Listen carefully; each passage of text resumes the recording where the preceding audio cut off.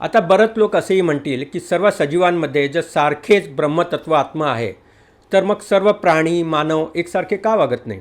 प्रश्न बरोबर आहे, बरोबर की नाही.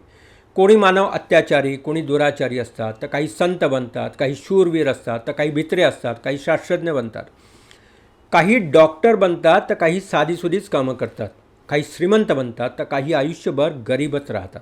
असं का? कारण काय?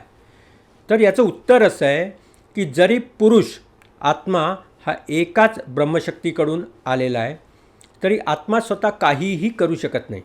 आत्मा निराकार वासनारहित आहे, हे समजून घ्या. आता आत्मा ही फक्त एक चेतना आहे, बरोबर आहे. पण जेव्हा आपल्या शरीरातील मेंदूतील बुद्धी मनाचा वापर करून आपल्या पूर्ण पंचेंद्रियाकडून आणि 5 कर्मेंद्रियाकडून आत्मा आपली सर्व कामं जी करून घेऊ शकतो, करत असतो, तर प्रत्येक सजीव जीवांमध्ये, प्राण्यांमध्ये बुद्धी आणि मन, इंद्रियांची शक्ती ही वेगवेगळी आहे, बरोबर की नाही.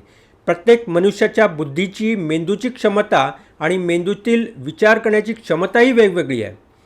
ज्याप्रमाणे वेगवेगळे कॉम्प्युटर, त्याच्यातील software, CPU, hard disk, RAM यांच्या क्षमतेनुसारच चालतो, परंतु त्यांना चालवणारी जी विजेची शक्ती आहे, इलेक्ट्रिसिटी आहे, ती सारखीच असते.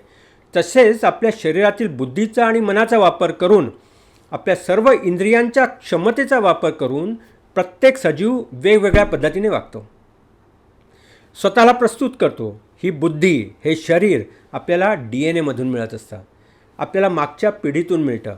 चांगल्या विचारांचा जर समाज घडवायचा असेल तर चांगले DNA आपल्याला जपायलाच पाहिजे. उदाहरण द्यायचं झालं तर बघा, हत्ती हा अतिशय हुशार प्राणी समजला जातो. हत्तीची स्मरणशक्ती खूप चांगली आहे, त्याची बुद्धी मनुष्याप्रमाणेच आहे, परंतु हत्तीचे ज्ञानेंद्रिय आणि कर्मेंद्रिय यांना भरपूर मर्यादा आहेत. त्यामुळे जरी त्याची बुद्धी आणि मन हुशार असले तरी कर्मेंद्रिय म्हणजे ज्याला आपण ज्ञानेंद्रिय आणि पंचेंद्रिय यांच्या मर्यादेमुळे, मर्यादित शक्तीमुळे आत्मा त्यांच्याकडून जी काही सर्व कामं करून घेतो ती कामं मनुष्याच्या क्षमतेनुसार होतच नाही.